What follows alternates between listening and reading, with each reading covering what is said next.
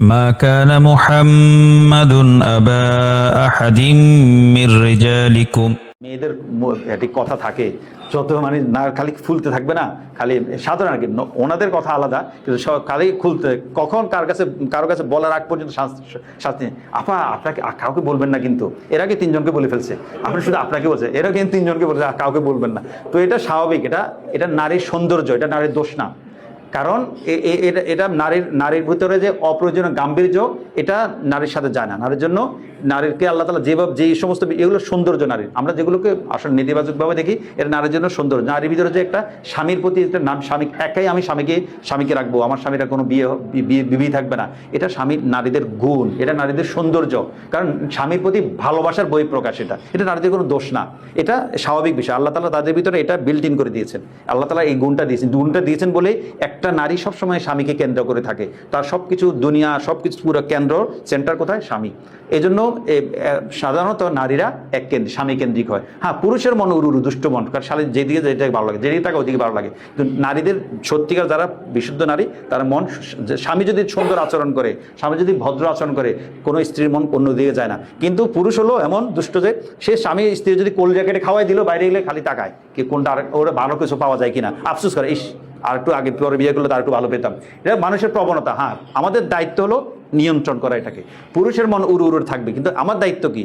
মনের প্রশ্রয় না দেওয়া, নফসকে নিয়ন্ত্রণ করা, নফসকে শক্তভাবে লাগাম টেনে ধরা, এটা আমার দায়িত্ব। তো নারীদের একটা গুণ যে স্বামীর অন্য দ্বিতীয় বিয়ে সহ্য করতে পারে না, এটা নারীর গুণ, এটা দোষ না। হ্যাঁ, যদি দ্বিতীয় বিয়েকে স্ত্রী ঘৃণা করে সেটা গুনাহ, কিন্তু স্বামীর অপছন্দ, স্বামীর দ্বিতীয় বিয়ে করাটা, স্বামীর কোনো অন্য কোনো আফটার এক্সট্রা ম্যারিটাল অ্যাফেয়ার থাকাটা অপছন্দ করাটা, এটা নারীর গুণ, এটা নারীর যোগ্যতা, সংসারের যোগ্যতা। কারণ এই যোগ্যতার কারণে নারী কি করে সংসারকে আগলে রাখে, সংসারকে সুন্দরভাবে গুছিয়ে রাখে, এটা নারীর গুণ। তো এটা মনে রাখবো। তো এখন ঘটনা ঘটলো কি, হাফসাকে তো বলেছেন তুমি, হাফসা তুমি কাউকে বলবে না, কিন্তু হাফসা আম্মা জান আয়েশাকে বলে দিয়েছেন ঘটনাটা।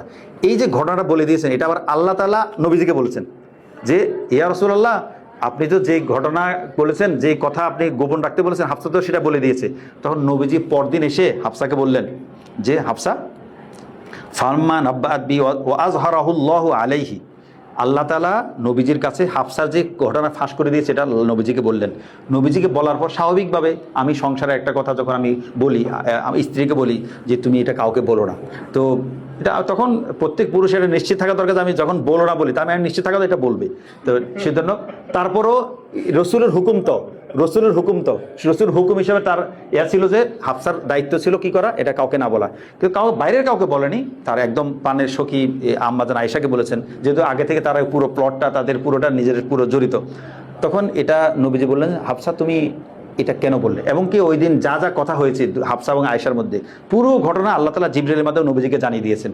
তখন জানানোর পরে নবীজি কি করলেন, এখানে নবীজির তাকাফুল তাজাহুলটা প্রকাশ পেয়েছে যে নবীজি, আল্লাহ তাআলা নবীজিকে যে সব কিছু জানিয়েছেন, নবীজি সবটা প্রকাশ করেননি, সামান্য কয়েকটা কথা বলেছেন। হাফসা তুমি এই কথাগুলো আয়েশাকে বলেছো, আর রফা বাদাহু ওয়া আরাদা আম বাদ, হাফসাকে কিছু কথা বলেছেন, হাফসা আর কিছু কথা বলেননি। তখন হাফসা অবাক, কি ব্যাপার, আমি যেখানে আয়েশাকে ফিসফিস করে যেটা বললাম, এখন তার কেউ ছিল না। তখন হাফসা অবাক হয়ে প্রশ্ন করলেন, মান আম্বা আকা হাজা, আপনাকে এই যে আমি আয়েশার থেকে যে ঘটনা বলে দিই, এটা আপনাকে কে বলেছে? ক্বালা নাব্বাআনি আল আলিমুল খবীর, আমাকে আল্লাহ তাআলা জানিয়েছেন। তো নবীজির এই গুণটা আমরা দেখি যে হাফসা এত বড় একটা আদেশ, নবীজির আদেশ, নবীজির হুকুম, আদেশটা একটা শরীয়তের আইনের মতো একটা বিষয়কে হাফসাকে বলে দিয়েছে, আয়েশাকে বলে দিয়েছে। তো নবীজি রাগ করার কথা, নবীজি রাগ করেননি। যে নবীজিও জানতেন যে তার এটা নারীদের একটা সাধারণ বৈশিষ্ট্য, নারীর গুণ। তো এই যে তাগাফুল করলেন নবীজি, এটা হলো আমার জীবনের জন্য প্রয়োজন। নবীজি হাফসাকে কঠিন করে পাকড়াও করতে পারতেন, তালাক দিতে পারতেন, বিচ্ছেদ করতে, কিছু বলেননি। নবী হাফসাকে বললেন যে হাফসা তুমি এই ঘটনা করেছো, তোমার এই কাজটা করা উচিত হয়নি। এটা হলো আমাদের নবীজির একটা গুণ, যোগ্যতা। যে আমরা যারা প্রত্যেকে যারা স্বামী আছি, তাদেরও এই বিষয়টা, আমাদের স্ত্রীকে খুব বেশি কড়াকড়ি করবো না যে তুমি এখানে কেন করলে। ওই যে জীবনানন্দের একটা কবিতা আছে না, সুরঞ্জনা, যেও ডাকো তুমি ওই যুবকের সাথে কথা বলো না, এরকম একটা কবিতা আছে, সুরঞ্জনা কবিতাটা। তো ওখানে মানে ওই ঈর্ষাকাতর যুবক, যে তুমি সুরঞ্জনা যেন কোনো পুরুষের সাথে কথা না বলে বা কোনো অন্যদিকে না যায়। স্বামীর দায়িত্ব কি? স্বামীর দায়িত্ব হলো স্ত্রীকে ক্ষমার উপরে রাখা, সকালে উঠে কমপক্ষে সকালে উঠে মনে মনে বলে সারাদিন আমি যেন স্ত্রী 100টা গুণ দোষ ক্ষমা করি, রাতে আবার একে ক্ষমা করতে পারলে আমার এই তাগাফুল, ক্ষমাটা হলো কি তাগাফুল, তাজাহুল। আমার স্ত্রী অনেক কিছু বলবে, স্ত্রীরা মানে যাকে বলে অল্পতে কি হয়, বিরক্ত হয়, অল্পতে তারা উত্তেজিত হয়। তো এটা স্বামীদের এটা মনে রাখা উচিত, স্বামীদের এটা মনে রাখা উচিত। কারণ স্ত্রীর অনেক নো মানে নো না, অনেক হাঁ বানিও হাঁ না। তো এটা মনে রাখতো স্বামীরা যদি এই ফিলোসফিটা মাথায় রাখে, সংসারের সমস্যা হয় না।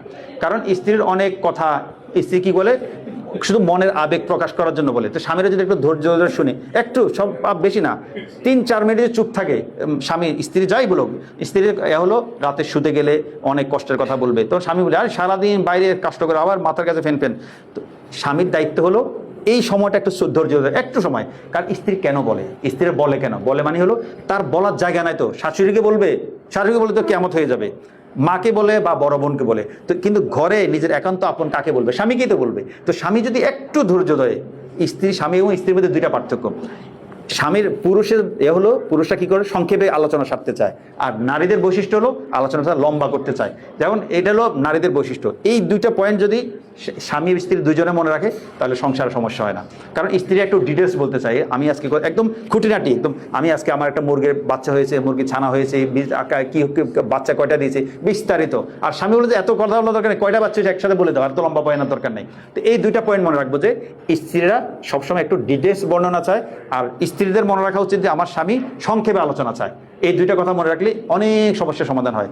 আর সবচেয়ে বড় কথা হলো স্ত্রীদের মনের কথা বলার জন্য, মনের আবেগ, মনের কষ্ট প্রকাশ করার এক অন্যতম ক্ষেত্র হলো স্বামী। তো স্বামীকে যখন মনের কষ্ট কথা বলে, আসলে এটা স্বামীকে নারাজ করে বলে না, স্ত্রী মনের ভাবটা হালকা করার জন্য বলে। তো স্ত্রীর একটা মনের ভার হালকা করার একটা জায়গা স্বামী। এটা স্বামীকে যদি এই পয়েন্টটা মনে রাখি, তাহলে আর সমস্যা হবে না ইনশাল্লাহ।